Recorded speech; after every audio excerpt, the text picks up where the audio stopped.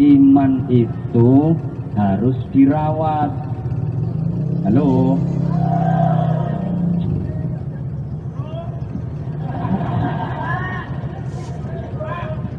Bagaimana cara perawatannya? Satu, harus terus nyasa. Dengan pun kalau terang nih, dengan mengaji, dengan zikir, dengan diasah dan sebagainya, agar iman kita itu semakin meningkat dan semakin meningkat. Karena iman itu kan tingkat-tingkatan. Ini pun kalau terang nopo dereng.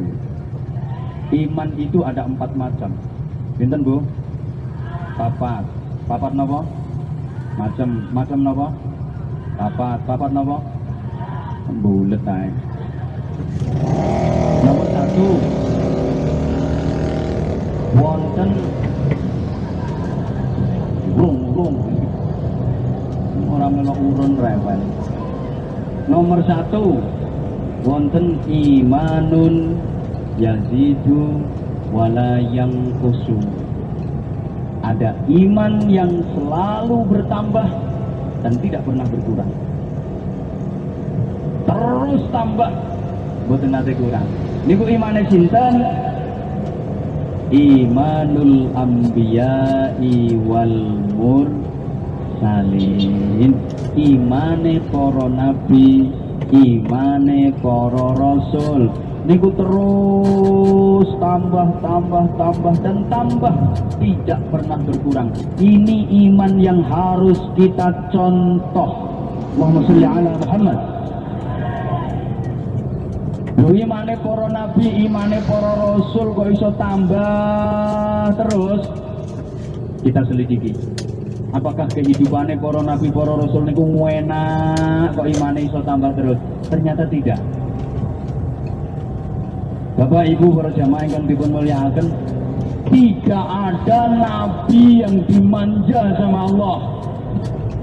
Gak ono nabi yang nang donya uripe digawe enak terus karo Gusti Allah mboten enten, termasuk Rasulullah Muhammad sallallahu alaihi wasallam. Niku tentunya kehidupannya malah terkesan sederhana. Halo. Jenengan kepengin person daleme Kanjeng Nabi siyen. Niku Bapak Ibu sing pun nate tindak haji, berarti menate ziarah ke kesariane Rasulullah di Madinah. Madinah niku kulone Madiun. Lho apa keliru aku ngomong? Lho nek ngidul ya ora tekan lho. Niku rumahnya Rasulullah dulu itu ya yang sekarang jadi pesariane Kanjeng Nabi itu. Enggak besar ukurannya, paling 2 kali panggung ini. Itu pun tidak ditempati Rasulullah sendiri. Kanjeng Nabi kalih garwane sik karo putrine Sayyidah Fatimah dan suami beliau Sayyidina Ali dan putra-putrane. Jadi rumah yang kecil itu ditempati Rasulullah bersama istrinya, bersama putrinya, menantunya dan cucu-cucunya. Rasulullah niku nek sare bantalane pelepah kurma sing digawe kemul kain kasar, separuh digawe lemek, separuh digawe kemul. Itu pun tidak menutupi sekujur tubuh beliau yang mulia. Kalau yang ditutupin bawah sing ndukur kebuka, nek sing ditutup ndukur ngisor kebuka. Kanjeng Nabi gak tahu sare nang gone spring bed. Bantah betul. Rata-rata soro. Semua nabi diberi ujian, diberi cobaan yang luar biasa, tapi kuat. Seperti ini, gak ono nabi jaluk prei. Masa ono nabi diberi ujian nabut terus sambat, ya Allah Gusti kaboten kula mboten kuat kula nampa ujian iki pun prei mawon gak usah dadi nabi gak paten. Gak ono nabi kok mutung itu ndak ada, nabi jaluk cuti gak ono. Semakin berat ujian, semakin kuat keimanan, semakin dihantam dengan penderitaan, semakin mantap dalam beragama, semakin kuat keimanannya. Kan ujian paling berat niku ujiannya para nabi, terus para sahabat, tabi'in, para aulia dan seterusnya. Allahumma sholli ala Muhammad.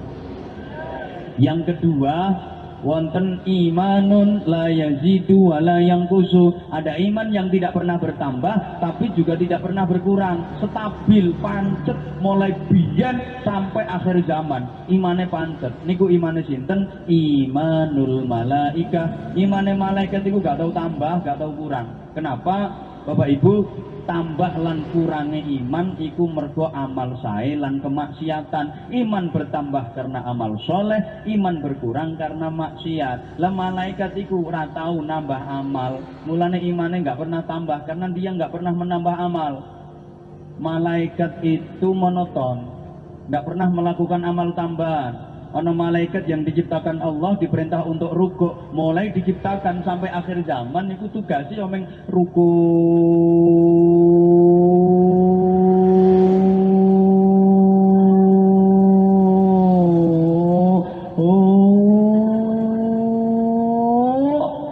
Tok. Nggak ono amal liyane, rukuk tok. Ada malaikat yang diciptakan Allah diperintah sujud, mulai diciptakan sampai akhir zaman. Itu tugasnya yang sujud. Malaikat gak butuh ngopi, gak butuh rokokan. Nggak ono. Nek Pak Camat gak butuh rokokan. Malaikat Jibril tugasnya nyampe no wahyu ya. Urusannya wahyu. Gak ono urusan liya. Malaikat Israel dikai tugas jabut nyawa dijabuti. Gak ono tugas liyane. Malaikat Mikael dikai tugas bagi rizki. Ya penggaweane malaikat Mikael ya antum sembako, antum raskin, BLT, ngono-ngono iku. Malaikat tidak pernah nambah amal, maka imannya nggak bertambah. Tapi malaikat juga nggak pernah melakukan kemaksiatan. Malaikat tidak pernah salah. La ya'sunallaha ma amarahum wa yaf'aluna ma yu'marun. Itu malaikat nggak tahu ngelakoni salah. Sama tahu krungu malaikat Jibril korupsi ayat. Diperintah Allah, Jibril ini ayat sampaikan di ngone Nabi, bareng ditinggali, wah iki ayatnya apik, gak usah sampai nopek diri ae. Gak ono malaikat korupsi ku. Sing korupsi ku sapa ya? Pokoknya ono tapi mbuh sapa. Aku arep ngarani gak kepenak mbuh sapa. Nek malaikat gak ono malaikat korupsi ku. Sing seneng korupsi ku mbuh sapa. Cocok ngarani karuan niku sing wis ditangkepi KPK iku jelas. Ana sing liyane nggo sapa? Malaikat itu tidak pernah salah. Ndak ana ceritane malaikat Israel salah nyabut nyawa. Durung wayahe kok dijabut ndak ana. Wah iki tepak disenengi, diwet-wet aja jabut dhisik. Nek bangsane ngono-ngono ku ditepetno ora.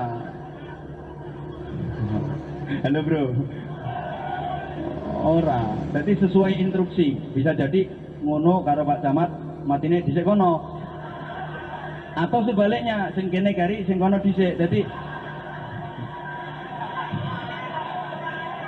gitu loh. Malaikat Mikael tidak pernah salah bagi rezeki. Iki jatah A dikasihkan ke B, jatah B kasihkan A, tidak pernah salah lan bagi. Sing sok-sok salah ku panitia pengajian. Mulane tak sampai no ben ora salah. Karena malaikat tidak pernah salah, tidak pernah maksiat, maka imannya tidak pernah berkurang, tapi juga nggak pernah bertambah. Yang ketiga, imanun yazidu wa yanqusu.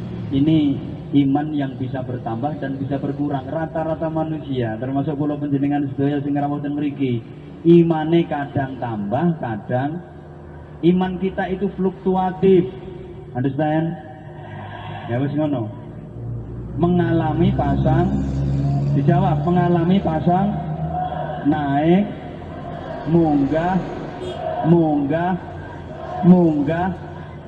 Mana penggaweane yang munggah mudun kuwi. Bapak-bapak tasik sering munggah mudun. Pemane wayang udan-udan ngene iki nggih. Maksudnya kan akeh genteng bocor. Sopo sing munggah mudun gak wong lanang. Nah iya bapak. Kula zaman iki imane naik turun, kadang iman naik, kadang iman munggah. Masya Allah, lek kadung imane munggah, imane meningkat. Salati khusyu, takbir nyaris tak terdengar.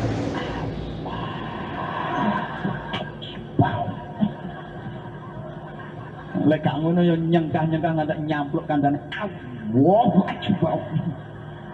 Kadung imane munggah. Wis pokoknya penggayaan wiridan tahlilan yasinan manakiban sholawatan isu samujadah gak mari-mari. Di masjid gak mulih-mulih ke masjid. Kadung mlebu masjid gak metu-metu soalnya keturun.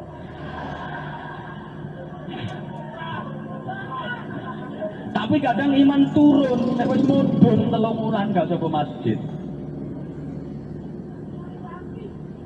Ya Allah.